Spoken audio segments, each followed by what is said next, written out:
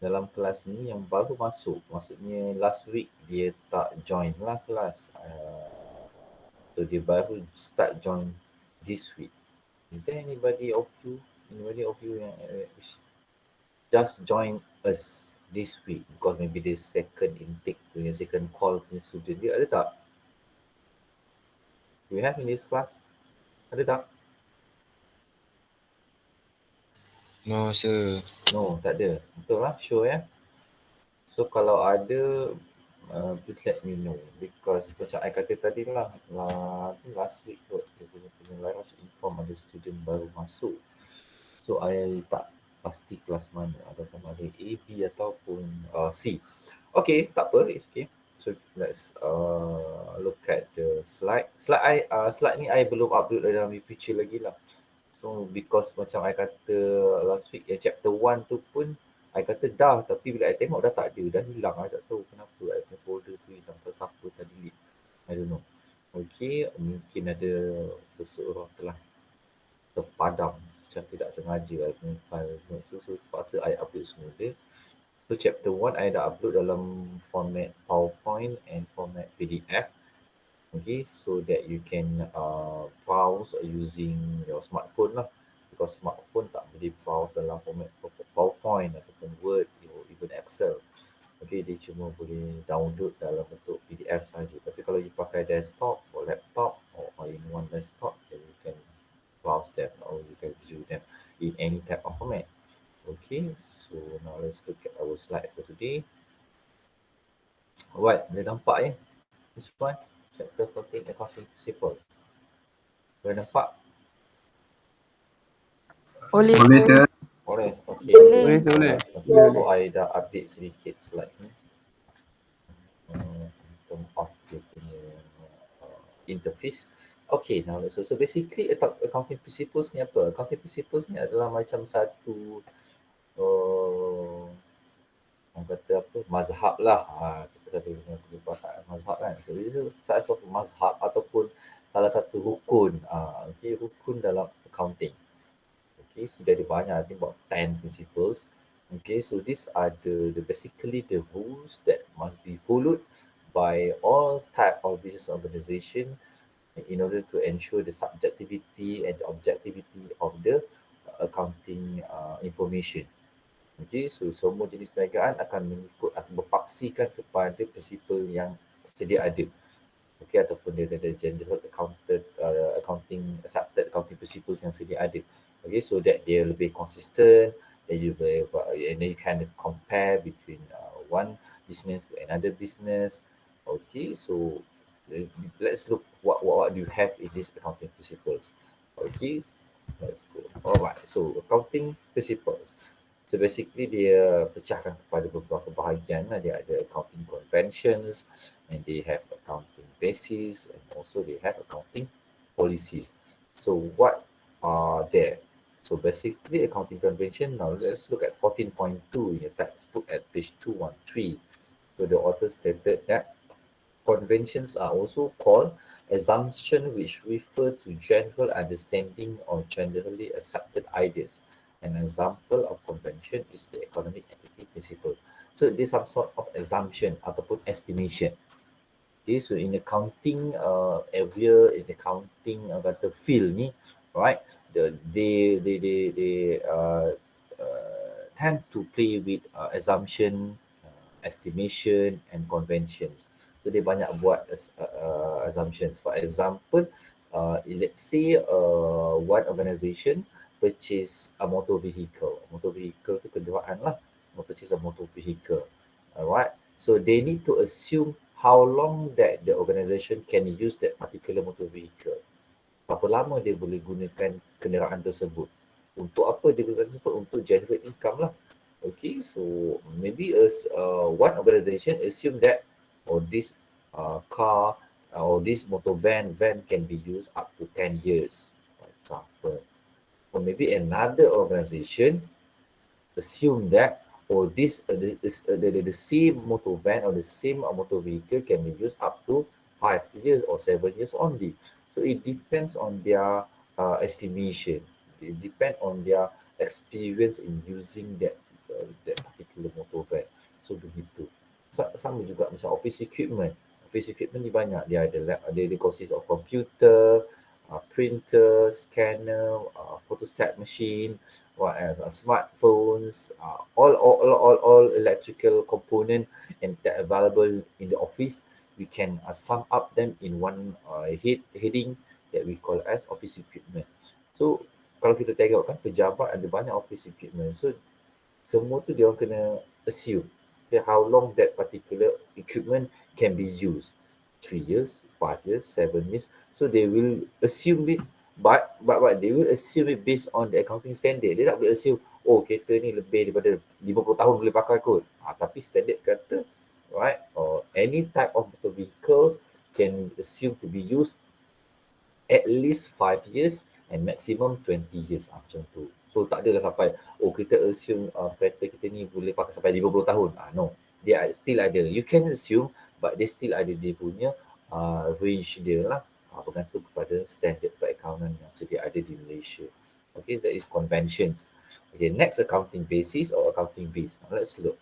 So accounting base or basis is another important principle. It helps us further in the recording process. It tells us how to measure, for example, expense or income items. So an example of an accounting basis is the accrual basis.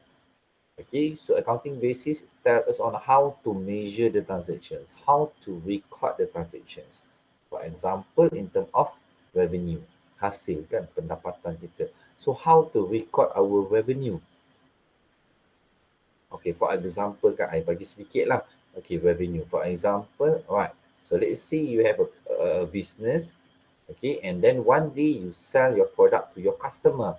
Maybe the sales value tu maybe about 1,000 ringgit lah, for example.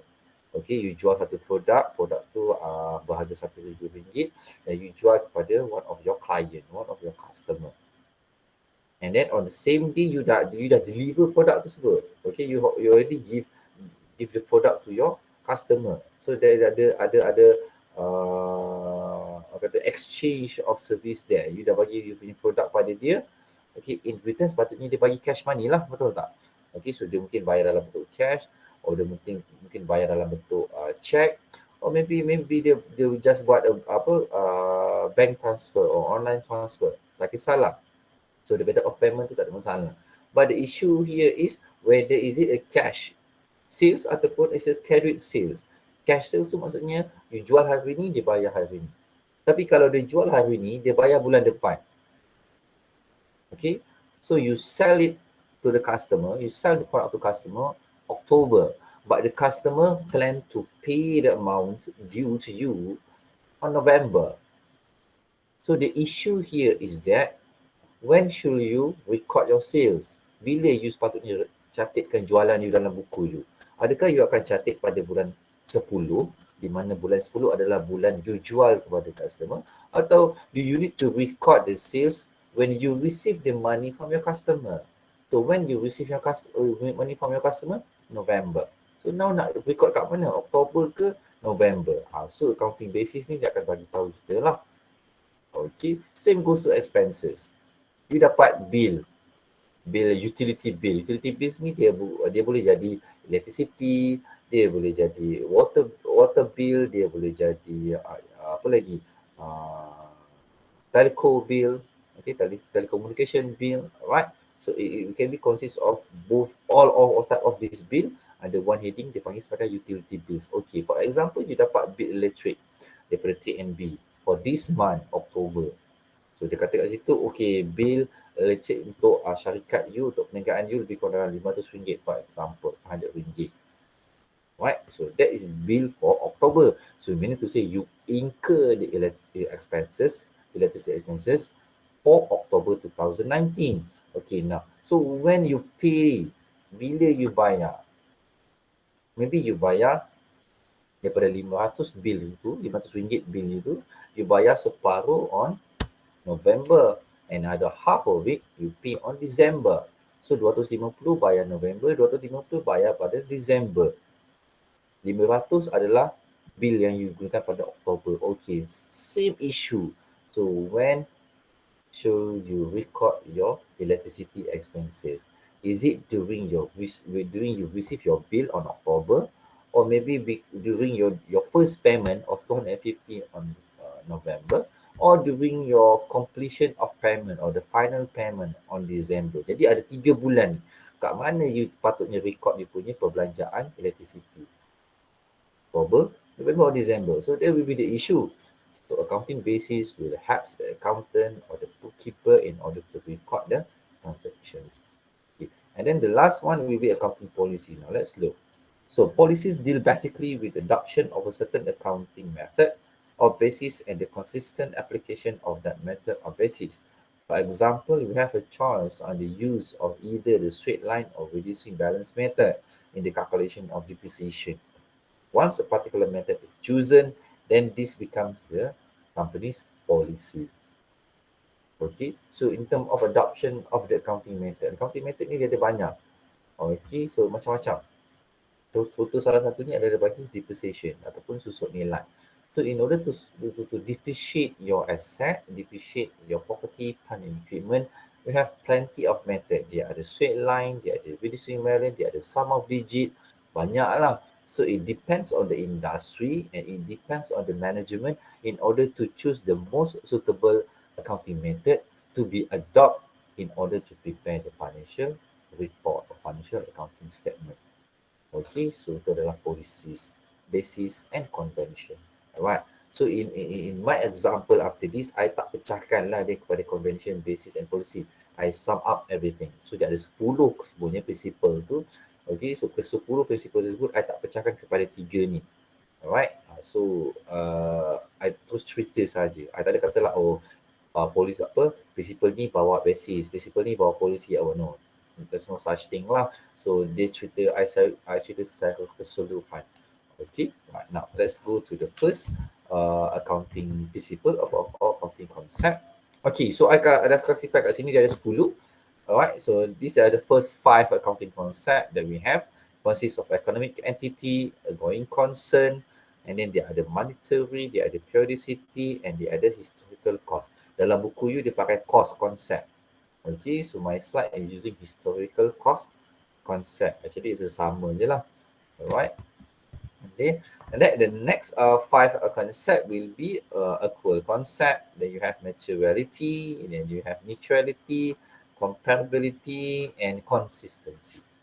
Okay, so we will cover every single of them in our slide today. Okay, now let's start with the first concept, which is economic entity. Now, economic entity ni macam mana? Now, let's look. So the concept assumes that a business is separate and distinct from its owner and from every other owner. Thus, the items recorded in the business books. Yeah. Ada seorang lagi tak apa masuk. Oh, okay. Sekejap. Right. So mungkin dia dah ikut. Okay. Okay. Thank you. Dah masuk kan?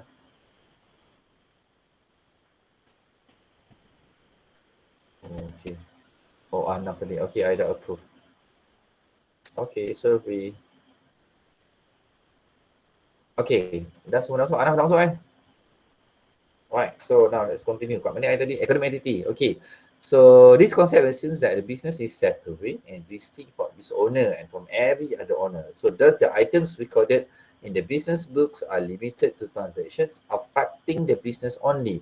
So in other words, the records and reports of a business should not include either the transaction or assets of another business or the personal assets and transaction of its owner or owners. Okay, apa maksud economic entity ni? Now, a simple explanation is that perniagaan dan pemilik adalah 2 entiti yang berbeza. Okay, the owners or the owner and the business is 2 separate body. Entity itu maksudnya body lah. Okay, even though it's a sole proprietorship. Say remember kedai burger Ahmad. Okay, still remember kan kedai burger Ahmad contoh yang I bagi. Okay, even kedai burger Ahmad pun he apply this economic entity in his business. Now macam mana dia boleh berlaku economic entity ni? Okay, now anything belongs to the business remain belongs to the business. Wah, dia mau masuk kan? Apa yang nak masuk tadi tu? Dia baru nak masuk kata ni.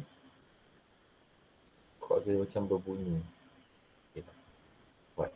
So from time to time, let me know ya kalau ada kawan-kawan yang baru nak masuk. Okay. So macam I tadi, kedai burger Ahmad. Right. So now, everything belongs to business, women belongs to the business.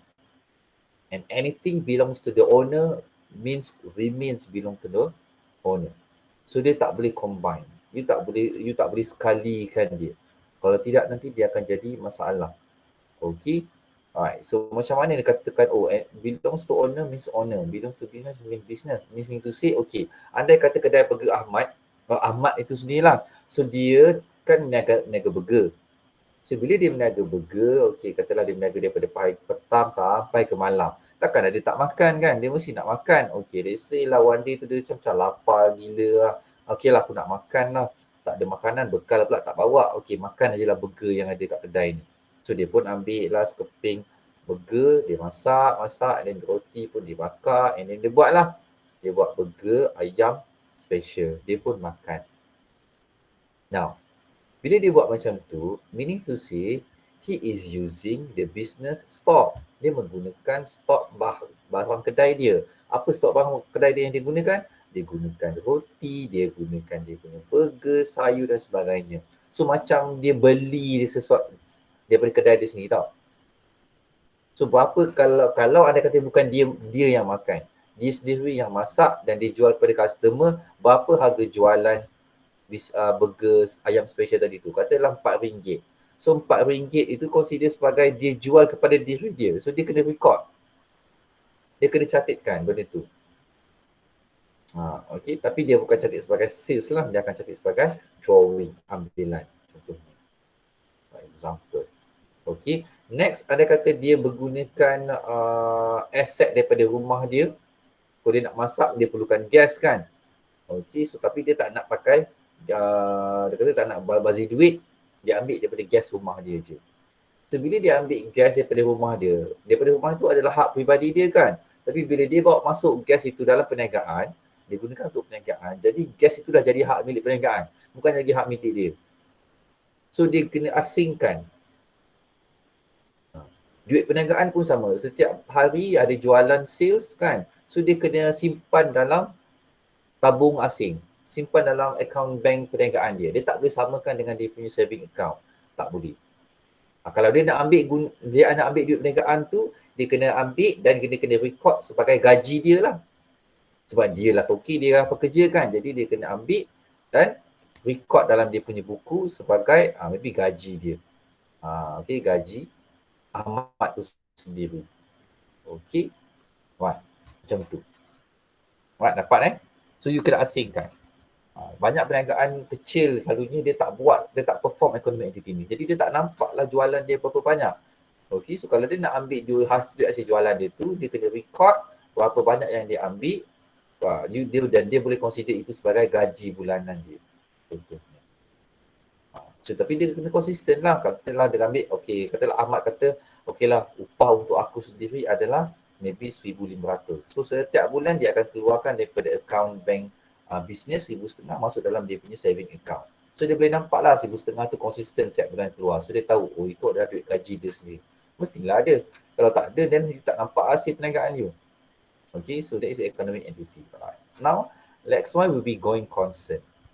So going concern, apa ni maksud dia? Okay, this concept assumes that a business is a going concern that will continue to operate in the foreseeable future, using its asset to carry on its operation and with the exception of merchandise not offering the asset for sale.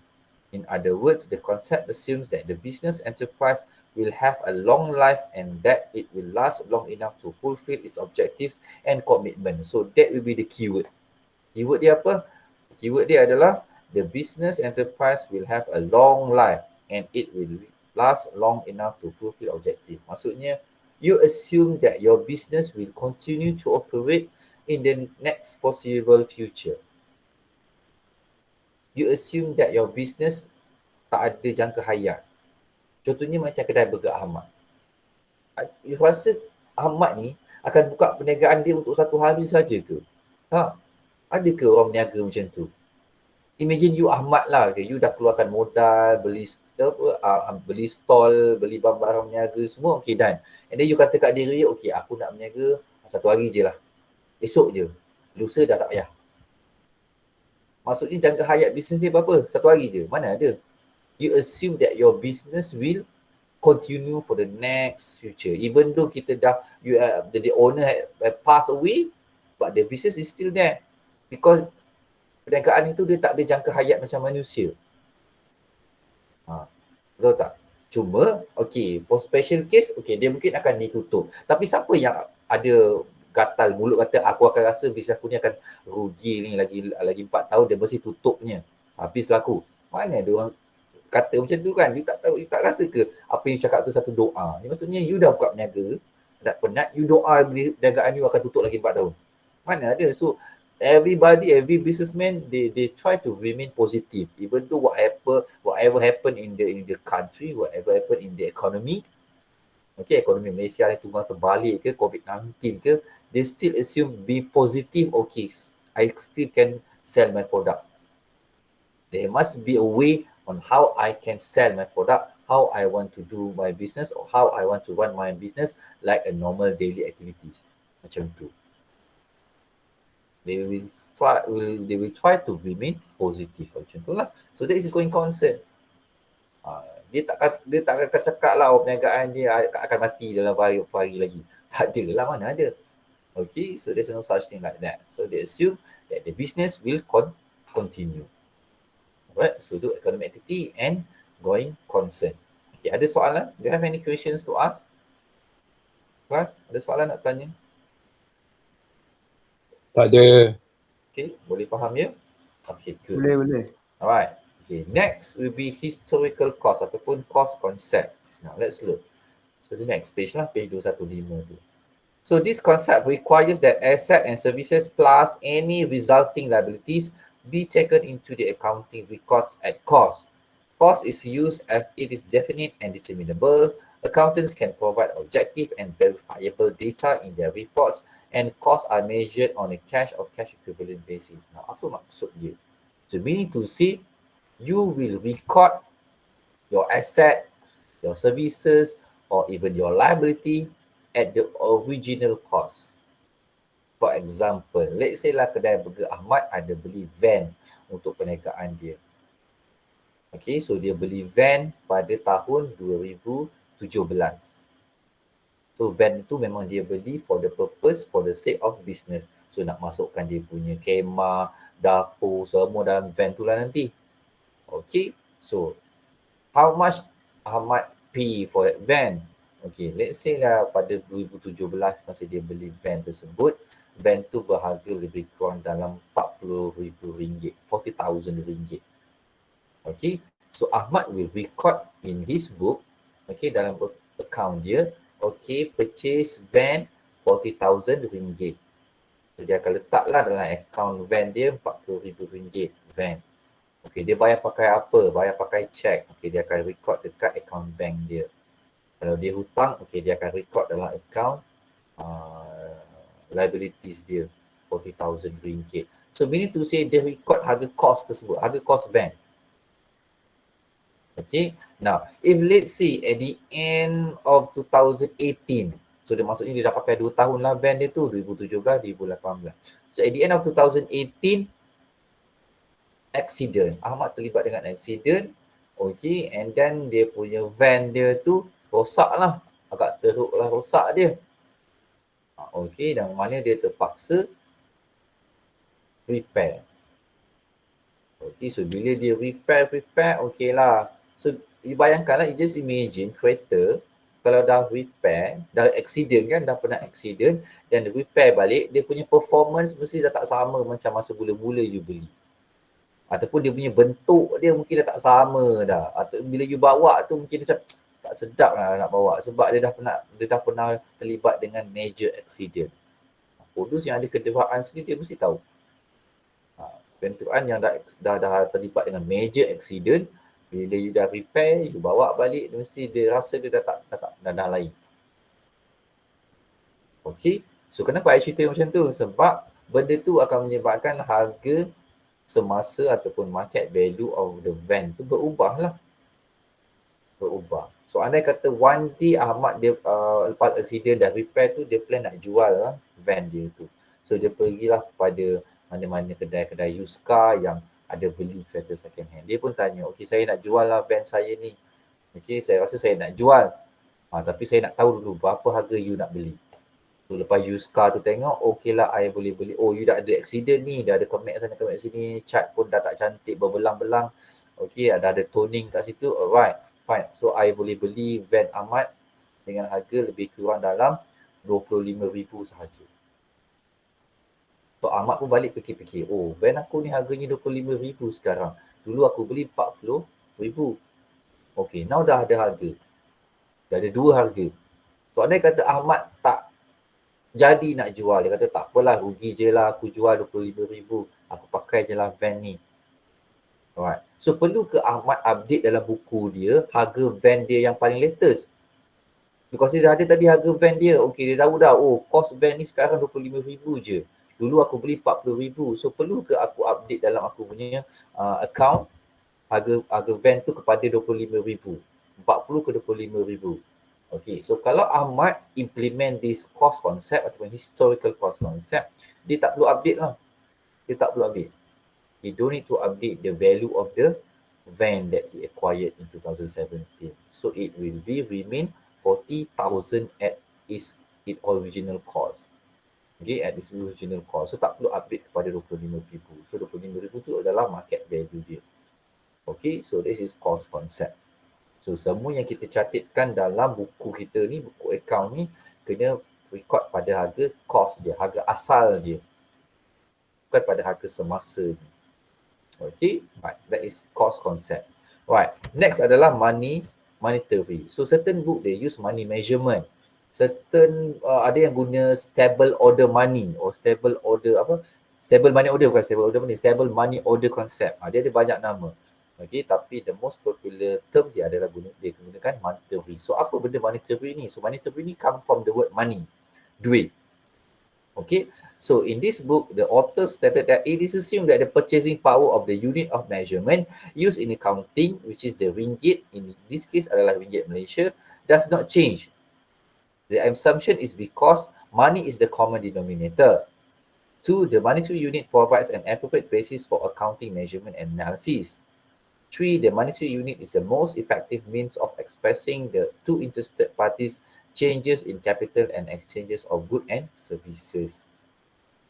Now, any transactions or any events that you want to record in your financial statement, that transaction must be in monetary form, in money form.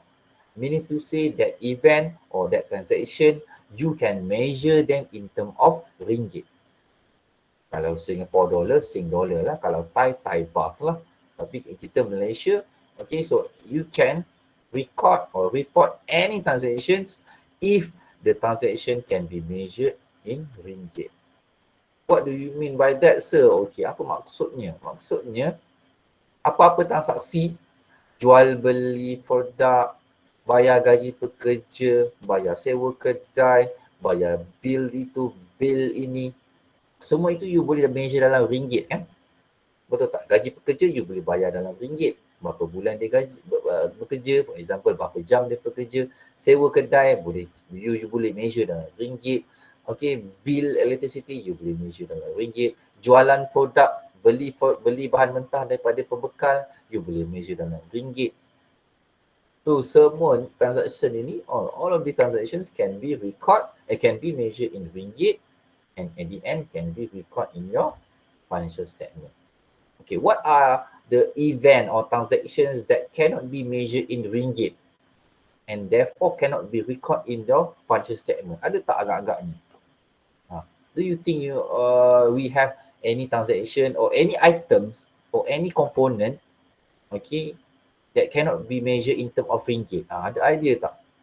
Cuba bagi sikit cadangan. Apa benda yang you tak boleh measure dia dalam ringgit?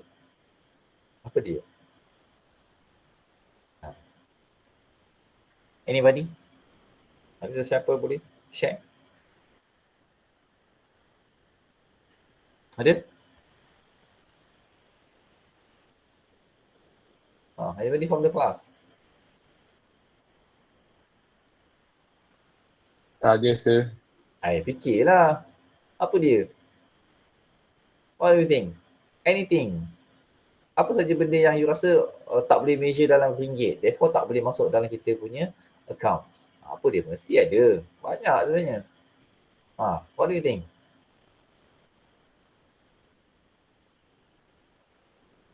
Masa sir, masa. Masa. Masa boleh jadi tak boleh measure dalam ringgit. Tapi kalau masa, okey, anda kata kalau pekerja you kan, okey, saya kata tadi bekerja ikut jam dia. So kita boleh measure juga, kita boleh convert into ringgit. For example, kita kata okey, kita nak akan bayar gaji pekerja ni 1 jam RM2.50 for example. So you boleh convert benda tu kepada ringgit. So you boleh jadikan dia dalam bentuk gaji you contohnya kan. Okey. So masa tu dia tengok kepada you punya the next content lah. Adakah you measure the time for the sake of paying salary to the employees. Dia kalau macam tu, then still boleh measure in term of ringgit. Okay, lagi. Okay, thank you for that. Thank you. Okay, lagi. Apa lagi?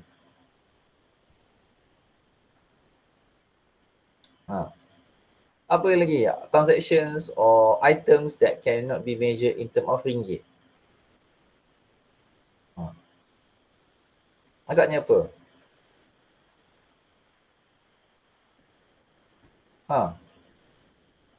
Apa yang ada dengan you sekarang? What do you have with you right now?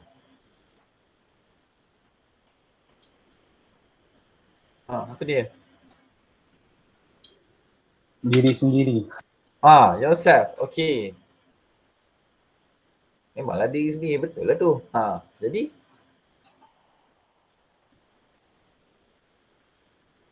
so apa yang ada pada diri you sendiri yang you tak boleh measure dengan ringgit?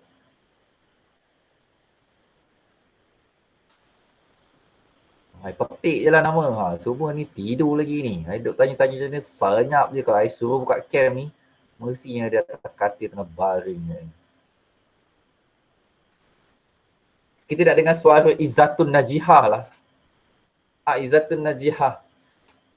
Cuba cerita sikit. Apa yang kepakaran, expertise. Maybe, that's good. Betul lah tu. Quality How to service. measure expertise in ringgit. Betul tak? Betul. Betul kan? Kepakaran. Okey, lagi. Quality service. Quality service. Macam mana tu? Quality service yang macam mana tu? Cuba explain sikit. Yang Siapa telah tu? Akmal. Okey, good Akmal. Okey, cuba you explain sikit macam mana. Quality service yang telah ditutup ataupun telah direkod. Asing. Okey, boleh jadi. Boleh terima. Lain. Okey, thank you Akmal. Thank you for your response. Lagi yang lain. Pengalaman. Aisyah. Okey, Aisyah want to say something. Okey, apa dia Aisyah ni? Pengalaman ke maksud you? Yes. Experience. Okay, maybe boleh jadi. What else? So tadi ada kata pasal expertise, pasal in terms of quality, pasal apa tadi? Siapa tadi cakap? Izzatun cakap apa tadi? Kan? Betul lah tu. Okay, lagi ada kepakaran kan? Okay, good. Dia punya skill. Okay. Lagi, ada lagi. Idea, betul? Maybe how to measure idea tu dalam ringgit. Nak tukar macam mana? Satu idea RM1.50. Boleh ke? Mana ada? How to measure then? So benda tu sangat subjektif kan? So susah. Kalau itu susah nak measure dalam ringgit, maksudnya memang tak boleh nak masuk lah. Pernah ke dengar ada orang kata, okey, kita punya perniagaan ni ada buka satu account. Apa nama account dia? Account tu adalah account idea. Satu idea, siapa yang bagi, kita nilaikan dia kepada RM5. Satu idea RM5. Satu idea RM5. Mana ada? Tak ada. Apa lagi? Kita ada beauty kan? Beauty, kecantikan. How to measure the beauty in ringgit? Muka kau ni aku rasa RM2 lah aku measure. Muka Yusri ni RM2 lah harga dia. Kebahagiaan sir, Oh, kebahagiaan. happiness. Wah, happiness index. Okay, sebut betul lah tu. Happiness. Maksudnya emosi kan? Happiness ke, sadness ke, joy ke, whatever lah. Meaning yang bermain dengan emosi. You cannot measure your emotional factor. You cannot measure your emotional component in yourself in term of ringgit. Betul tak? So these items or these components that you suggested before, apa betul yang you cakap, benda tu betul lah tu. So benda tu semua tak boleh measure dalam ringgit. So bila tak boleh measure dalam ringgit, then you tak boleh masukkan di dalam you punya financial statement. Okay, so yang boleh saja then you boleh masukkan. Kalau tak boleh, means tak boleh lah. Tak boleh masuk. Okay, good. Thank you for the response. Okay, now let's continue with the slide. Okay, so next will be periodicity. Apa maksud periodicity ni? It come from the word period, tempo. Okay, the assumption is that the economic activities of a business can be divided into regular time periods, such as monthly, quarterly, or yearly.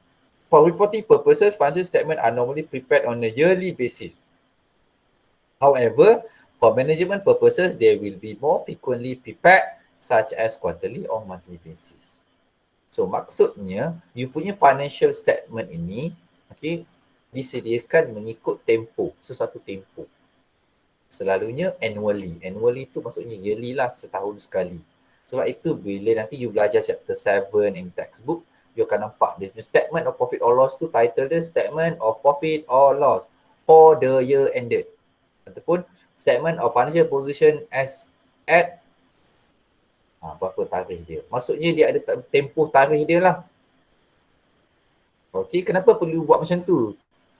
Sebab supaya kita tahu kita punya performance business kita daripada masa ke semasa. Untuk reporting purposes, okey, selalunya dia buat yearly lah. Which this financial yearly financial statement will be presented to the partners, will be presented to the shareholder. Kalau syarikat, dia akan prepare annual statement dia. Okey, penyata pendapatan setiap tahun yang mana dia akan present dekat dia punya shareholder masa dia buat annual general meeting. Okey, mesyuarat tahunan dia kan, mesyuarat anggota tahunan, kat situ dia akan present dia punya performance of the business to all of the shareholders. Okey, so shareholder akan dapat annual report sahaja, annual financial statement. Okey. And then for continuous basis dari bulan ke bulan, so dia boleh prepare monthly report. Ada yang prepare quarterly report. Quarterly report maksudnya 3 bulan sekali lah. Ada yang prepare half yearly report. Half yearly report tu 6 bulan sekali. So bila dia prepare this kind of report, so dia boleh tahu hala tuju perniagaan dia. Contohnya katakanlah Ahmad, kedai burger Ahmad tadi, so dia record kan daily sale dia akan cantik dalam buku dia. Okey, jual apa satu hari ni. So setiap bulan dia akan kumpulkan keseluruhan sale itu, dia akan campurkan. Dia akan compare lah. Okey, bulan 1, okey, berapa jumlah jualan. Bulan 2 berapa, bulan 3 berapa, bulan 4 berapa. Daripada situ dia akan nampak dia punya cycle, naik turun jualan dia. Dan dia boleh tahulah, okey, bulan mana yang paling sikit. Oh, kenapa bulan ni sikit? Oh, okey, mungkin masa ni bulan ni adalah musim hujan. So customer tak ramai yang keluar beli burger dekat kedai dia. Banyak beli online daripada McDonald's sahaja. Contohnya lah, ataupun banyak masak kat rumah saja, tak nak beli. Contohnya kan? Okay, and then kalau bulan 6 ataupun bulan 12, oh, sale canak-canak naik. Sebab apa? Oh, masa ni cuti sekolah. Bila cuti sekolah, orang ramai bercuti kat rumah, malas nak masak, so beli. Senang beli je, macam tu. Boleh jadi. Kalau dia nak compare daily sale pun boleh juga. Kan, jualan setiap hari pun boleh juga. Oh, tengok, oh, awal tengah-tengah bulan sale drop. Sebab apa? Orang belum masuk gaji. Tengah-tengah bulan kan, daripada 10 hari bulan sampailah ke 20 hari bulan. So waktu tu adalah waktu orang yang makan gaji ni, gaji dia tinggal paras hidung aja. Sebab apa? Semua awal-awal bila masuk gaji dah bayar bil tu, bayar bil ini, hutang itu, hutang ini, jadi duit tinggal sikit. Jadi tak selalu makan kat luar. Tapi bila sampai hujung bulan, 21 hari bulan dan ke atas, oh sale. Sebab apa? Oh masa tu orang dapat gaji. So sale pun tinggi lah. So dia boleh nampak. Tapi kalau dia tak buat benda tu, katakanlah dia tak buat periodicity concept ni. So daripada mula hari pertama Ahmad menjalankan perniagaan jual burger dia, sampailah ke hari ini dia tak record, dia tak pecahkan dia punya accounting period tu kepada tahunan, bulanan ataupun kata sukuan. Dia tak pecahkan. Jadi boleh tak dia calculate, boleh tak dia measure the performance of the business dia? Boleh tak dia tak tahu, okey aku punya perniagaan ni macam mana ni? Bagus ke sampai ni? Kalau ada orang tanyakan, okey Ahmad so far kedai kau macam mana? Okey ke? Okey lah jelas jawapan dia. Sebab apa? Dia tak tahu apa jawapan nak bagi. Why? Because dia tak maintain accounting record dia ikut period. Dia tak pecahkan ikut harian, bulanan, suku tahunan dengan tahunan. Jadi tak nampaklah benda tu. Macam you student. Katakanlah UiTM ni buat kerja gila, dia kata okey lah, tak ada GPA untuk every semester daripada part 1 sampai part 4.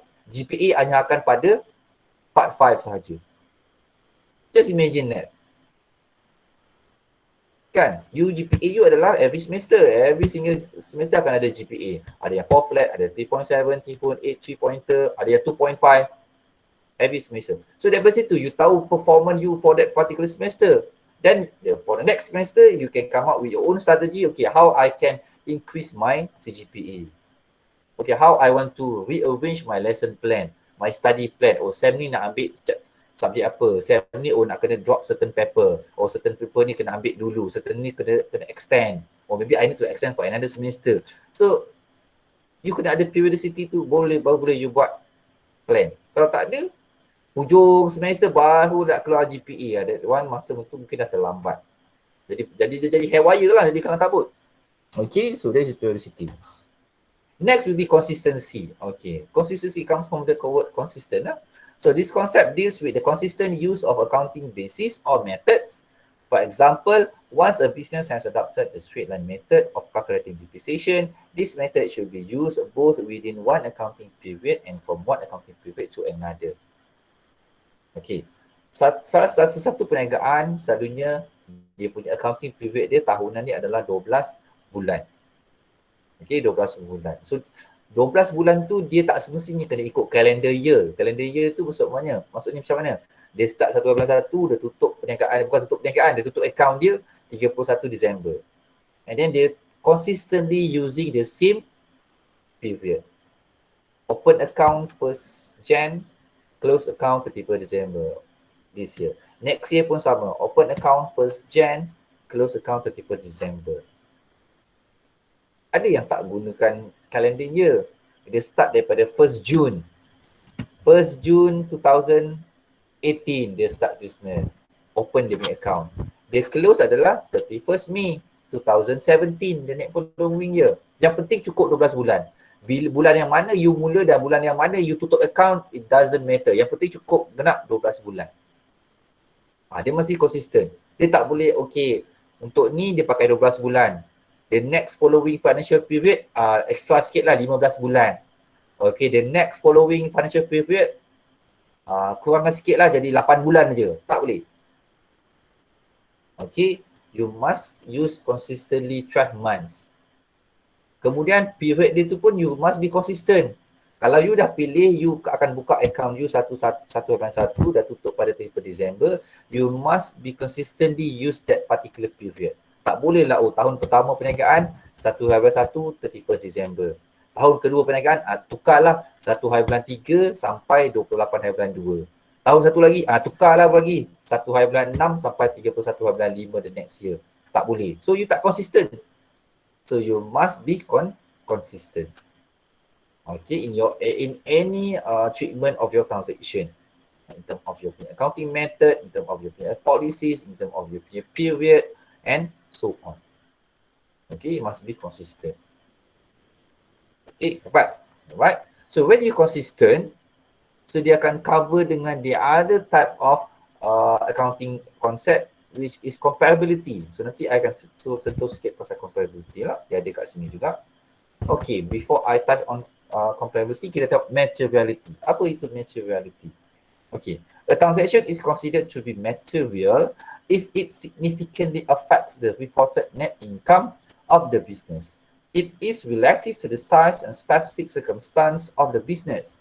So in general, a smaller business has lower materiality level as compared to a bigger business. Meaning to say, the transaction that must be recorded in your financial statement is the one that has significant effect to the income of the business. Kalau dia tak bagi significant effect ataupun dia tak material, then tak perlulah you record. Macam mana sebenarnya tu sir? Okay, dia macam ni. Contohnya, okay, if let's say you ada satu perniagaan, kedai Burger Ahmad kan, kedai Burger Ahmad tadilah. Okay, one day bila you nak pergi stall you buka, you tengok, you punya stok semua hilang. Stok you. Telur sepapan hilang. Mayonis satu balang hilang.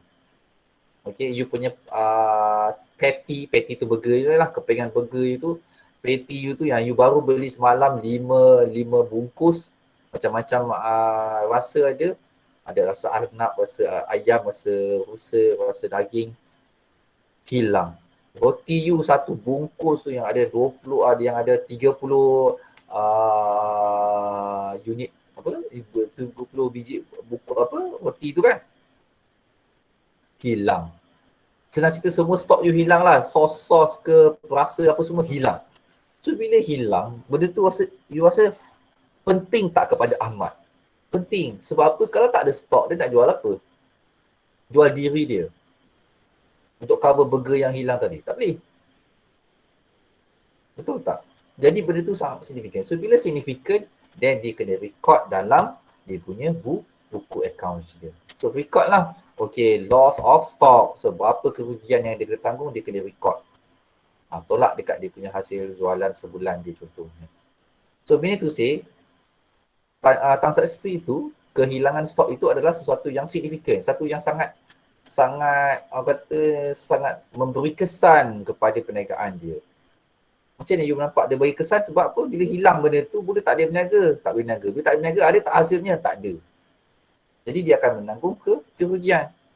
So benda tu sangat material. Sangat berharga lah. Materiality itu adalah berharga kan, sangat material. Tapi kita ubah situasi pula. Okay, let's say one day kedai Burger Ahmad buka macam biasa. Dia nampak,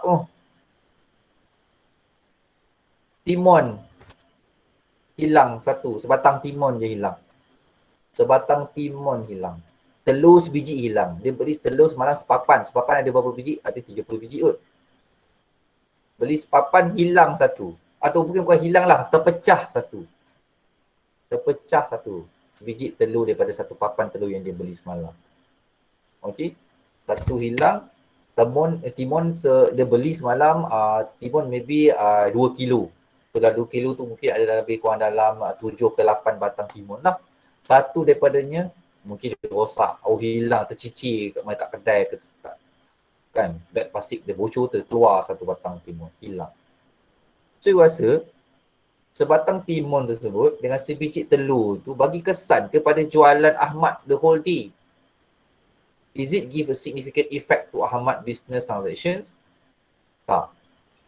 Why? Bila dia record pun dia tak record pembelian stok timun dia tu dalam bentuk sebatang timun tu apa. Tak, dia beli dalam bentuk kilo kan. Sekilo timun. Okay, dia katalah dia beli sekilo timun. Dia dapat harga lebih kurang dalam RM7. So dia record. Okay, beli stok timun RM7. Dia tak record, beli stok timun 7 batang. Hilang satu. Satu batang tu berapa ringgit? So dia kena measure dalam bentuk ringgit juga. So macam mana you nak measure? Sebab berat setiap satu batang timun tu berbeza-beza. Jadi dia terpaksa ambil dalam bentuk lamsam lah. So bila hilang sebatang, tak apalah. Gone je lah. Sedekah je lah. Siapa-siapa yang jumpa tu. Dia takkan record dalam dia punya buku. Sama juga dengan telur sebiji tadi. Dia beli sepapan. Sepapan tu ada 30. Bawa pergi kedai, terjatuh dalam van dia salah satu tu. Mungkin tak ketat kot dia ikat tu, pecah. Adakah dia record? Okey, hari ni beli telur 30 biji. Harga sepapan maybe RM8. pecah sebiji tinggal 29. Oh, bahagikan. 29 tu 30 bahagi 8, kalau kita nak tahu berapa sebiji telur. Kecil sangat nilai dia tu. Mungkin berapa sen aja. Kan kalau sepapan RM8, satu papan ada 30 biji, so berapa sebiji telur tu? So you bahagikanlah 30 bahagi 8. So hilang satu, perlu kena record. Because satu biji maybe berapa sen saja kot. So bila berapa sen, benda tu tak signifikan. Tak apalah, tak kisahlah. Bukan rezeki dia lah sebiji telur tu. Tak apa, dia tak record. Nampak tak? So cerita dia berbeza. Satu tadi hilang the whole stock. Sangat signifikan. Mungkin modal dia hari tu adalah RM200 hilang. So dia kena record. Tapi yang satu lagi, telur sebiji pecah, timun sebatang hilang. Tak payah record sebab nilai dia terlalu kecil. So tak perlu kita record. So itu bermain dengan maturity. So kalau the transaction is material, then you need to record in financial statement. If the transaction is immaterial, tak bernilai, tak bagi kesan yang sangat besar kepada income syarikat atau income perniagaan, then tak payah record. Okey, dapat? Itu adalah materiality. Okey. Ada soalan? So far, you have any questions? Ada soalan tak nak tanya? Boleh faham? Faham tu. Okey. Thank you. Okay, good. Thank you. Alright. So kalau ada tak faham, just stop me ya. Tanya je. Kalau perlukan contoh lain ke, okay, just let me know. Okay. Sir, Yeah, okay. Apa dia? kalau gas hilang, Okay, kata gas hilang ke tong gas hilang? tuan gas. Gas gas hilang you dah measure macam mana? You lain lah kalau you buka je gas tu keluar lah dia. Macam ni you nak measure berapa banyak gas yang ada terkeluar. Kalau tong gas hilang, boleh jadi signifikan lah. Sebab satu tong gas tu sewa dia berapa dah kalau you kena beli. Mungkin lah. Okay, kalau dia ada banyak stok tong gas, katakan ada 30 tong gas standby untuk dia masak. Besarlah kedai Berahmat ni sebab 30 tong gas sekali. So hilang satu mungkin bagi dia tak material. Tak terkesan. Sebab apa? Alah, berapa sangat. Dia ada lagi 29 tong lagi. Penuh, full tank lagi tak pakai. Tapi kalau dia cuma ada satu je, itulah tong gas dia untuk dia masak burger tu daripada pagi sampai daripada petang dia buka sampai ke malam every single day. Hilang satu terkesan tak dia? Terkesan. So bila terkesan dia kena record. So benda tu maksudnya maturity level itu bergantung kepada perniagaan tersebut. Okey, I bagi contoh yang lebih mudah untuk you bezakan. Okey, contoh kita bezakan kedai Burger Ahmad dengan restoran restoran Tom Yum contohnya lah kan, kedai Tom Yum biasa kan kita tahu kan. Okey. Bezalah kedai ni, satu restoran Tom Yum yang agak besar, popular, 2 tingkat. Bawah biasa, atas naik aircon, makan kalau nak makan dalam yang kawasan aircon naik tingkat atas. Contoh ni, so you boleh imagine lah besar mana restoran tu. So you compare dengan kedai Burger Ahmad yang kecil je, makan pun makan atas kursi plastik biasa je, tak ada meja. Dia masak bungkus bagi kat you makan tepi tu. Bagilah air mineral kotak kecil cuma. Okey. Now, anda kata kedua-duanya menghadapi situasi yang sama. Apa dia? Satu tong gas hilang. Kedai Burger Ahmad dia cuma ada satu je tong gas. Restoran Tom Yum tadi dia ada 5 tong gas.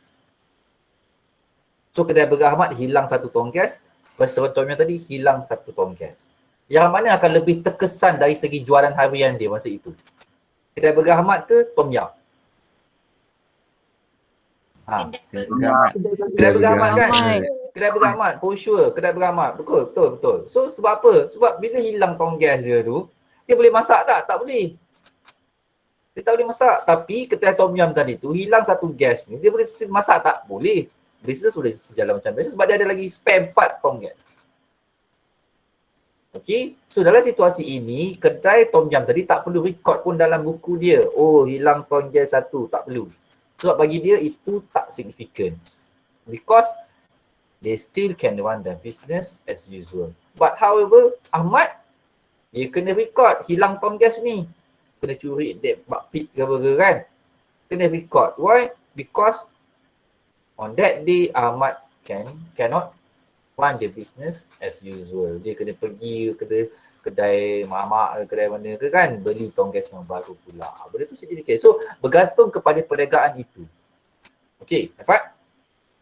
Alright. Okey. Ada lagi soalan? Any questions? No? Okay. No, okay, good. Alright, now let's continue with accrual concept. Okay, accrual concept ni dia it touch on expenses and revenues. Okay, ni I ada cerita sikit awal-awal tadi. Okay, now let's read the paragraph in page 215. Okay.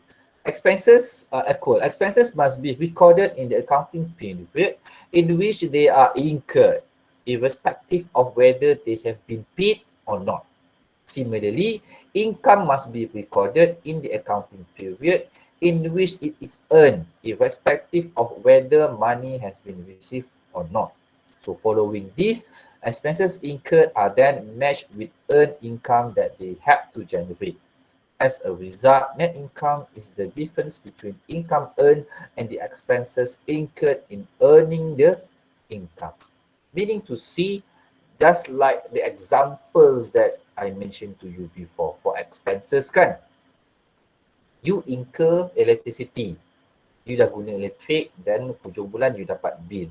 Bill tu you terima pada bulan Oktober dan stated dalam bill tu, okay, ini adalah bill untuk bulan tarikh sekian ke sekian. Ini tu untuk Oktober lah. Okay. Bill tu bawah tu tengok total RM500. Oh, ni adalah bill untuk kedai you lah, perniagaan you, RM500. You terima bill tu bulan 10. Tapi bila you nak bayar? Okay, you tengok, oh banyak ni RM500. Aku punya duit tak berapa banyak sangat. Okay, tak payah. Kita tak payah bayar semua. Kita bayar half-half lah. Okay, so bulan depan kita bayar 200.5. Bulan 11. Bulan 12 nanti aku akan bayar lagi 200.5. So ada 3 bulan yang berbeza ni kan. Macam saya kata tadi lah. So bulan 10, bulan penerimaan bil. Maksudnya bulan yang you gunakan elektrisiti tersebut, bulan di mana you incur the expenses. You telah membelanjakan elektrisiti tersebut. Bulan kedua, bulan 11 tadi, untuk bulan yang you bayar first payment. Dan final payment pada bulan 12. Jadi bila bulan yang sepatutnya kita kena record this electricity expenses. Now look at that sentence. Sentence tu dia kata apa? Expenses for the accounting period incurred must be recorded irrespective of whether they have been paid or not. Maksudnya kita akan record perbelanjaan itu pada waktu kita gunakannya. Sorry. When you incurred them. Not when you pay. Contohnya macam ni lah. So bila you incurred the electricity expenses bulan 10, 11 ke bulan 12?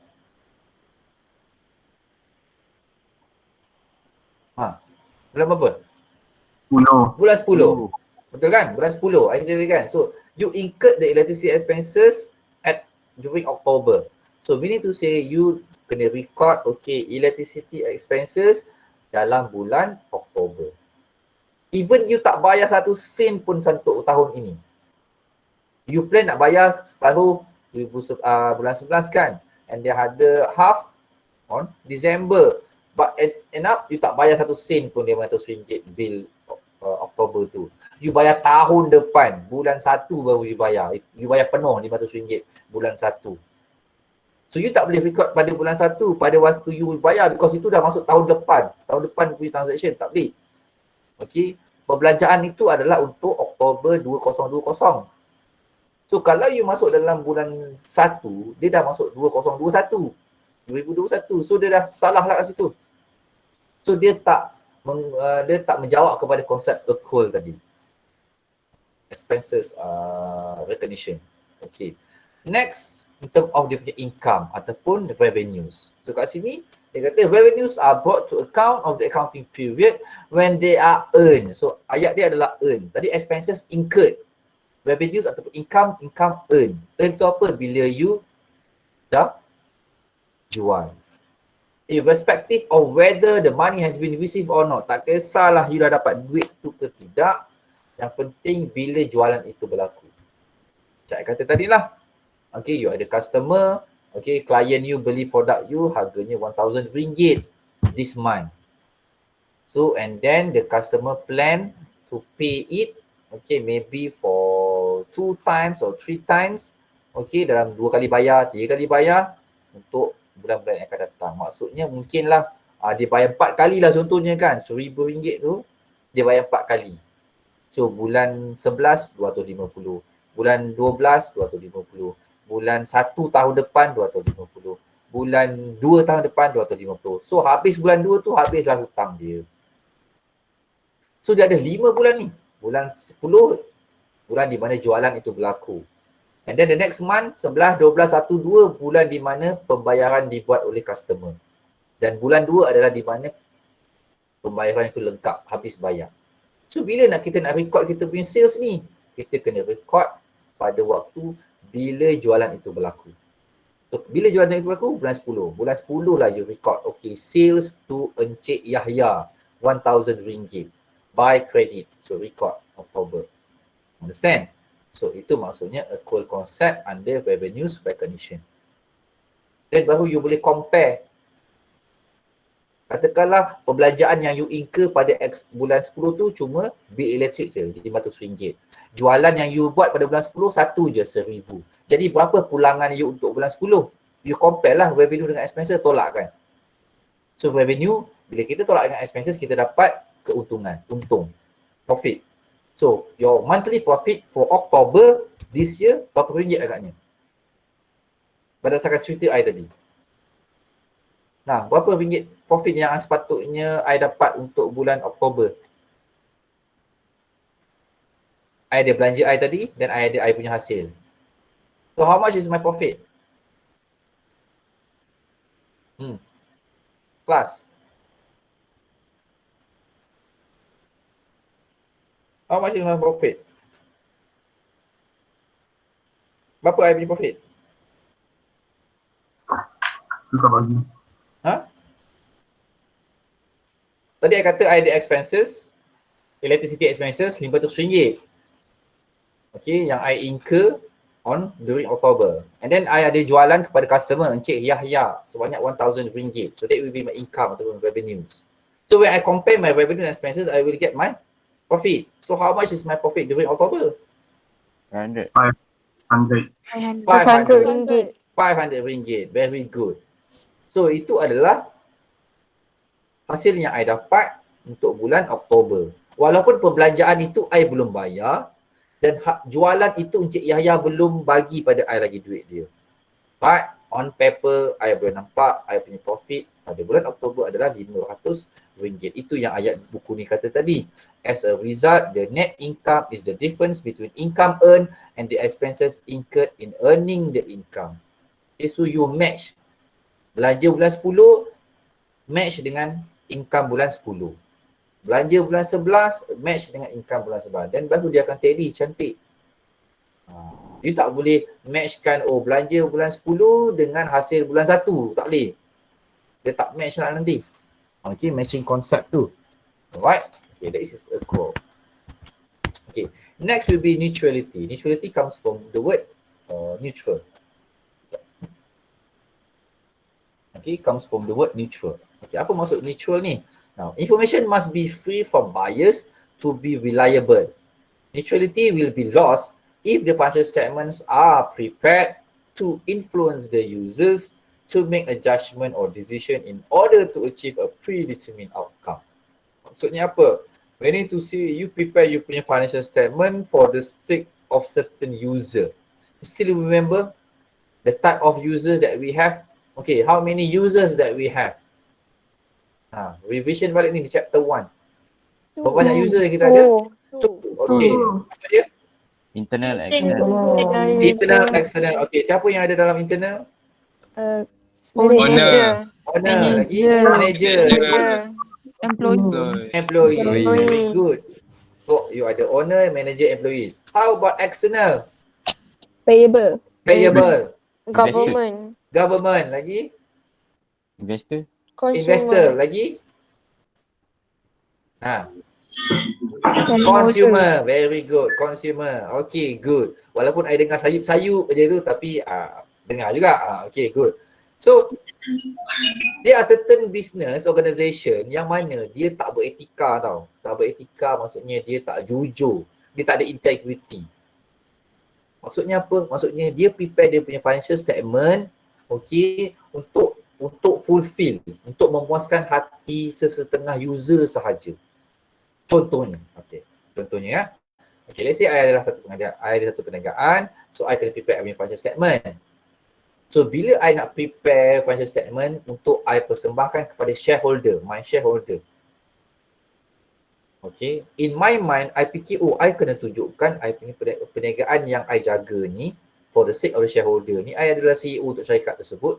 So I mesti pastikan I punya income statement ni bagus, cantik, ada profit yang tinggi. Bila profit tinggi, shareholder akan rasa dia akan dapat dividen yang banyak. So apa I buat? I godek-godek lah I punya financial statement tu, walaupun pada asalnya sebenarnya the business is not doing well for that particular period. So apa I buat? I ubah-ubah, I olah-olah, I cantik-cantikkan dia. Boleh, you boleh. Because you adalah manager, you tahu apa benda yang you buat. You boleh tipu sana, you boleh tipu sini, you boleh cover sana, you boleh cover sini. Memang banyak kes dekat luar ni, kalau you betul-betul baca situasi perniagaan dekat luar, memang benda ni memang betul-betul terjadi.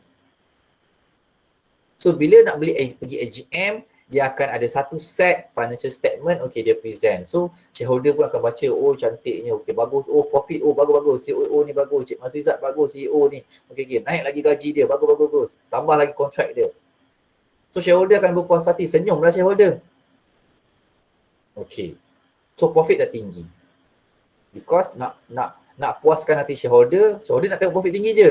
Sebab dia tahu bila profit tinggi dia akan dapat banyak dividen. Kemudian you nak kena hantar you punya financial statement kepada government. For what purpose kita hantar kita punya financial statement kepada government? I pernah cerita. Apa dia? Sebab apa? Sebab tax. Sebab tax. Well done. Very good. Sebab setiap perniagaan perlu bayar cukai. Cukai ini dikira oleh LHDN, Lembaga Hasil Dalam Negeri, bergantung kepada jualan you. Lagi tinggi jualan you, lagi tinggilah cukai you. Kalau you rugi, mungkin you tak payah bayar cukai.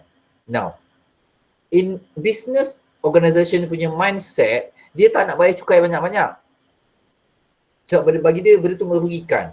Aku yang penat-penat kerja, jualan, government ambil pula. Jadi, dia akan tend to what? Dia akan cuba olah balik dia punya financial statement tadi, tunjuk yang dia punya sale sikit aja. Dia boleh buat. Dia boleh buat. And it happen. Benda tu memang berlaku. So, you bayangkan, financial statement yang sama, katalah untuk tahun 2019 kan, financial year ataupun financial statement tahun berakhir 2019. Satu set je lah kan, sebab ada satu tahun je. So, satu set yang sama tu, yang mana yang dia present kepada shareholder dan dia bagi kepada government untuk kira tax, tahun yang sama. Tapi nilai profit yang ditunjukkan berbeza. Nampak? Dia tak akan gunakan financial statement yang sama dia guna pada shareholder tadi. Sebab apa? Kalau dia gunakan benda yang sama, apa akan jadi pada cukai dia? Cukai dia akan tinggi. Dia tak nak bayar cukai banyak-banyak. Apa dia buat? Dia buatlah fictitious payment voucher, tinggikan expenses, dia naikkan. Bila expenses melambung tinggi, profit you pun jatuh. So bila profit jatuh, calculation of tax pun sikit. Nampak? So dia ada berapa set sekarang ni? Dia punya financial statement, dia ada 2 set. Set 1 yang dia bagi kepada shareholder, set 2 dia bagi kepada government untuk kira tax. Kemudian dia nak pergi apply loan. Dia nak buat bank loan, dia pergi kepada bank. Bank pun minta, syarikat tolong bagi you punya financial statement tahun lepas. Dia nak apply tahun ni 2020. So syarikat minta financial statement tahun lepas.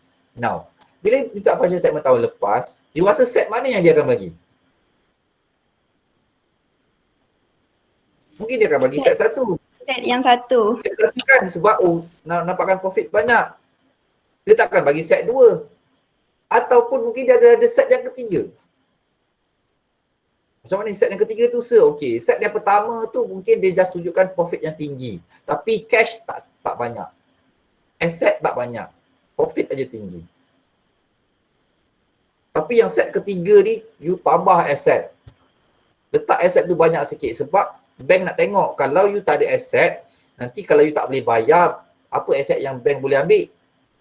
Dah nak pinjam 1 juta. So bila nak pinjam 1 juta, bank kena tahu apa aset syarikat yang ada. Dia ada rumah, dia ada bangunan, dia ada suite. Dia ada hotel. So bank berani tak bagi sebab apa? Kalau tak boleh bayar, bank boleh ambil mana-mana aset yang tadi. Tapi in real life, maybe perniagaan itu tak ada. So apa dia buat? Dia wujudkan a fictitious asset. Aset palsu. Boleh. Oh, mungkin aset mana-mana CEO yang ada tu, kita tukar nama sekejap lah. Jadikan dia asset company supaya cantik lah kita punya asset listing tu, supaya bank nampak oh ni asset syarikat. Tapi bank tak tahu sebenarnya asset tu adalah asset pekerja-pekerja. Tukar sekejap aja. Buat sementara. Janji bank dah lulus, bila bank dah lulus loan tu, okey tukar balik kepada nama individu tadi. Nampak? Dia boleh buat. Dia boleh buat. It can be done. It can be done. So now sekarang dia ada berapa banyak set? Ada 3 set. Satu set pada shareholder, satu set kepada bank, satu set kepada government. Now daripada 3 set, mana set yang kita nak kena percaya? Cuba cakap. Cuba saja kat I. Kalau you sebagai consumer, tu set yang mana yang you nak percaya? Yang you rasa set ni neutral, tak bias. Set yang mana? Bank. Bank. Set yang mana? Satu. Lain? Yang lain? Set 2 sebab tu yang dihantar kat government nak tunjuk untuk tax. Okay, maybe betul. Okay, lagi? Maybe betul. I tak kata betul, maybe betul. Okay, lagi? Lagi? Yang untuk bank. Set yang pada untuk bank, set yang ketiga. Lagi? Ada lagi? Ada? Yang mana? I dengar tadi ada kata set yang keempat, betul ke? Siapa cakap tadi? Set yang keempat dia cakap tadi. Mus. Set yang cakap. Set yang keempat. Kenapa dia kata set yang keempat tu? Boleh explain tak? Why? Itu dia akan nyatakan benda yang betul-betul lah. Betul. Exactly. Correct. Thank you so much. Sebenarnya ada satu lagi set, which is set yang keempat. Set yang keempat tu lah yang betul-betul genuine. Yang betul-betul legit, yang betul-betul asli. Set nombor 1, 2, 3 semua tu bias. Ingat tak? 3 tu adalah bias. Satu dibuat untuk nak puaskan hati shareholder. Yang kedua, nak pastikan cukai sikit. So bias ni. Yang ketiga, for the sake of nak dapatkan loan. So tiga set yang awal itu adalah set yang bias. So you tak boleh percaya set ni. So maksudnya dia mesti ada satu set lagi yang dia tak nak kongsi dengan orang. Yang set yang keempat itu yang betul-betul neutral. Nampak? Believe me, it happened. Because I pernah buat satu case study masa I degree. So dia ada group study lah. So I kena pergi mana-mana syarikat atau perniagaan sekitar Kuala Lumpur kot, sebab I belajar kat Shah Alam. So dia kata pilih lah mana-mana syarikat yang ada sekitar KL dan Selangor. So I pilih, masa tu I pergi untuk kita interview tau. Kita interview owner perniagaan tersebut. So luckily on that time I punya uncle, dah meninggal lah. Okay, my uncle dia ada buka kedai optical, kedai cermin mata. Kedai optik dekat bangunan Medan Mara, Jalan Sultan Ismail. Maybe you tahu kot, siapa orang KL dia mesti tahulah. Jalan Sultan Ismail, bangunan Medan Mara warna biru sebelah Sogo tu, dekat dengan Sogo tu. Kat situ dia ada kedai cermin mata. So I inform him, kata uncle nak jumpa sikit lah, nak ada pasal assignment. Dia kata okay, come to my kata outlet. So I jumpa lah dia dengan kawan-kawan I. So I interview lah dia. Okay, macam mana you prepare you punya business, bila you business, I minta dia cerita pasal dia punya history of the business, bila dia bermula, berapa kerja dia, berapa modal awal masa dia nak buka dia punya kedai cermin mata ni, macam tu. So and then macam mana dia prepare dia punya accounting statement, financial statement, dia buat sendiri ke, dia minta accountant buatkan, auditor ke, macam mana. I tanya, macam-macam I tanya. Lepas tu, I tanyalah satu, okay, do you have anything that you want to share with us? Something that we cannot learn in our class? Something that not stated in our textbook? Do you want to share anything? Tak kisah, walaupun benda tu PNC pun it's okay, don't worry, kita tak akan publish to you. Kita tak akan publish bagi tahu kepada kita punya lecturer. And then I still remember he mentioned this. Dia kata, kebanyakan perniagaan, especially yang non-Muslim lah. I tak nak cakap in term of races lah, Cina ke India, tak nak cakap. Dia kata in term of non-Muslim dia cakap. Because non-Muslim, dia tak termaktub kepada halal haram. Betul tak? Halalan thayyiban ni, kita Muslim, peniaga Muslim, dia terikat dengan halalan thayyiban. Betul tak? Okey. Belum menanas, belum nambah ni. Term tu kan, dia terikat dengan benda tu. Jadi dan Muslim tak. Jadi dia halal ke haram ke, dia jalan aja. Dia kata okay, most of this non-Muslim business organisation, Okey, selalunya dia ada banyak buku. Accounting books dia. Bukan textbook tau, buku account dia. Dia ada macam-macam set. Macam I cerita tadi lah. Set 1 ni dia buat untuk masa dia buat shareholder, nak jumpa shareholder nanti. Set 2 bila dia nak apply kepada bank. Set 3 bila dia nak hantar untuk LHDN calculate tax dia. Actually dia ada satu lagi set. Set yang keempat. Set yang keempat tu lah yang paling betul. Yang mana tak ada semua tahu. Bos-bos saja yang tahu. Yang itu. Dan selalunya keadaan set yang keempat tu memang cecai boncai lah. Risit bersepah-sepah, buku tulis pakai tangan, kadang-kadang kotor-kotor, hitam-hitam legam. Buku tu. Yang set itulah yang sebenarnya betul. Yang cantik-cantik bagai tu semua dah make up. Semua benda dah kata orang kata dalam accounting tu dia panggil dah window dress. Telah dihias cantik untuk mengaburi mata-mata pengguna yang lain. Nampak? Macam tu sekali. Okay, so meaning to say benda tu memang wujud. Right, so nanti once you dah kerja dia, you akan jumpa lah keadaan macam ni. Lagi-lagi bila you makan gaji, you ada bos, bila bos tu tak betul, kepala masuk air, minta you buat something yang you rasa berlawanan dengan integrity you, dan masa tu you akan tahu. Nak dengar cakap siapa ni, nak dengar cakap bos ataupun nak dengar kata hati you. Benda ni salah ni. Itu sebab banyak orang buat macam tu. Dia rasa macam bos ni salah. Nak tegur bos. Dah tegur kan kena maki hamun pula kan. Kena carut depan muka orang. Jadi apa buat? Dah. Daripada aku buat, at the end nanti aku kena tangkap, kena panggil SPRM dan sebagainya, better aku letak jawatan. Ada orang buat macam tu, terpaksa letak jawatan. Sebab apa? Sebab dia tahu benda tu salah, benda tak betul. So kalau tertangkap bukan bos yang kena, dia yang kena. Sebab apa? Tangan dia yang buat. Bos bagi arahan dia dan dia bos boleh kata, saya tak suruh pun dia buat. Dia pandai-pandai buat. Nampak?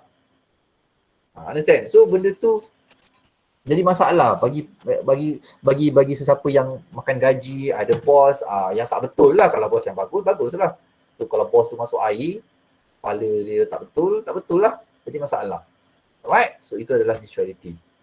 Okay, next saya cerita tadi pasal comparability. Consistency and comparability. Ada soalan ke nak tanya? You have any question to ask? No. Ada? No, okay, good. Now let's proceed. Nanti comparability ni yang terakhir kot. Okay, kita tengok. So comparability ni apa? It come from the word compare lah. Perbezaan. Okay. So users must be able to compare an entity's financial statement. First, through different times to identify trends, and two, with another entity's statements to evaluate their relative financial position, performance, and changes in financial position. Meaning to say, financial statement that will be prepared by the organization must be able to use to make comparisons.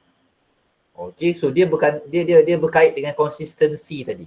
Contohnya, I cerita pasal period kan, you punya financial period. So kalau you dah pilih, you punya financial period mengikut calendar year. Maksudnya, you akan buka account 1/1, tutup account pada 31/12. So you must be consistent. Okay, when you consistent, then therefore you can compare. Apa benda yang you nak compare? You punya position lah, performance ataupun trend you punya perniagaan. Because dia punya tempo dia tu sama. Bulan 1 buka account, bulan 12 tutup account. Tahun depan pun sama, tahun yang seterusnya pun sama. So bila semua tu konsisten dan kita boleh buat comparison, you boleh buat perbandingan dari segi hasil jualan setiap tahun contohnya, ataupun hasil keuntungan setiap tahun, ataupun perbelanjaan yang telah dibelanjakan setiap tahun. You boleh buat perbandingan. Kalau dia tak konsisten, then you tak boleh buat comparisons. Sama macam I. Lecturers kan, the lecturers, how can lecturers compare the performance of the students if the questions given during quiz, test or final exam, okay, given to every single student are not consistent? Kata, okay, this semester I ajar 3 kelas untuk kod ni. I ajar kelas A, I ajar kelas B dan kelas ni lah, kelas C kan. Okay, let's say lah I favor dekat kelas C ni lah. Kelas C ni semua baik-baik, dengar cakap kan. So baca, bila tanya soalan jawab. So buat soalan buat, bagus. So I suka dengan kelas C ni. So bila I nak bagi soalan exam, I bagi rasa kesian lah nak bagi dia soalan susah. Bagi senang-senang aja lah. Isi tempat kosong aja soalan dia. Jawapan semua dah ada, pilih je. So I bagi clue lagi kat belakang tu, I bagi notes clue lagi. Kalau ada calculation yang perlu pakai formula, I dah bagi formula dah siap-siap. In order nak bantu kelas C ni sebab I sayang sangat kelas C ni. Okay, untuk I punya final exam. Kemudian untuk kelas A dan kelas B, kelas A teruk betul perangai. So buat kerja tak buat, so baca buku tak baca. So download past exam question tak download. So attend Google Meet tak attend. Kelas B pun sama juga, asyik ponting aja, separuh kelas asyik ponting aja. So I tak puas hati dengan kelas A dengan kelas B ni. So disebabkan kita ni manusia kan, penuh dengan hasad dengki, dendam dan sebagainya. Kan. So kita dendam dengan kelas A dengan B ni, lantak kau, siap lah kau punya final exam, aku bagi kau soalan susah, lantak kau lah. So I bagi soalan exam yang susah gila lah, yang problem solving punya. Problem based learning, PBL punya question yang mana dia kena baca, ada artikel yang panjang, kena jawab soalan. Soalan pula kena yang soalan panjang-panjang, 8 markah, 10 markah, 15 markah. Tapi final exam ni, untuk kelas A dan kelas B, tak nak bagi clue, tak nak bagi formula whatsoever, lantak engkau lah. So maksudnya apa tu? Maksudnya I tak konsisten. Padahal dia cerita pasal final exam untuk subjek SSC 106. And then bila boleh tak I buat comparison? Tak boleh. Boleh ke I kata, okay, penghujung tu kan dapat result kan? Okay, student punya result keluar. Then I pun buat conclusion, okay, as a conclusion, I assume that, kelas C semua pandai-pandai. Skor dia semua tinggi, 90% ke atas. Kelas A, kelas B semua masuk air. Semua teruk, tak pandai. Pemalas. Boleh ke I buat conclusion macam tu? No, it's not fair. Because why? Because soalan tak sama. Level of the question is not same. So when the level is question is not same, and I'm not trying to be consistent, then I cannot compare the performance of every single class that I taught during that semester. Tak boleh. So in order to compare the performance of every single group of students, I must be consistent. Soalan mesti sama. Kalau ini fill in the blank, yang lain pun fill in the blank. Kalau ini multiple choice and true or false, yang lain pun multiple choice and true or false. Understand? So barulah I boleh buat comparison. So perbandingan itu adalah perbandingan yang kata setara lah, parallel comparisons. Okay? Dapat? So itu adalah compatibility. Habis untuk kita punya topik 2 chapter 14. Okay. So do you have any questions so far? Ada soalan nak tanya? Kelas? Ada soalan nak tanya? Do you have any questions so far, kelas? No? Dapat? Dapat? Boleh? Alright. Okay, so hopefully boleh dapat lah. Okay. Soalan tutorial yang I bagi tu semua dah buat ke? Because I tak check lagi. Dah cuba buat? Okay, good. Soalan tu datang daripada past exam question. So I masukkan lah.